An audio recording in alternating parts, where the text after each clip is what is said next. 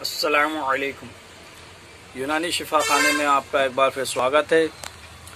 आज हम आपको एक और नई जानकारी दे रहे हैं। आज हम आपको जानकारी दे रहे हैं माजून चोपचीनी के बारे में। बहुत सारे लोग इसके बारे में जानते हैं और जो लोग नहीं जानते उनके लिए बहुत ही शानदार जानकारी है। तो आइए हम जानते हैं माजून चोपचीनी कैसे इस्तेमाल करना है और इसके क्या क्या फ़ायदे हैं। माजून चीनी बहुत सारे कामों में आती है। गैस, एसिडिटी, पेट में अफरा, पेट में जलन, जोड़ा का दर्द, गठिया बाई, मर्दाना ताकत, वीर्य में बढ़ोतरी, वीर्य में गाढ़ापन और भी बहुत सारे इसके काम हैं। ये एक ऐसा माजून है जो गठिया बाई के लिए बहुत ही ज़्यादा प्रसिद्ध है और जोड़ों के दर्द, ज्वाइंट दर्द के लिए बहुत ही शानदार उपयोगी है।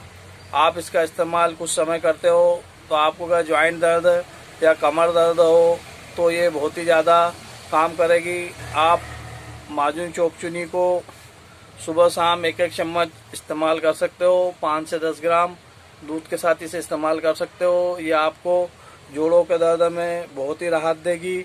और इसके अलावा अगर आपको पेट, गैस, एसिडिटी, कब्जे की समस्या है तो ये उसमें भी बहुत ही लाभदायक है।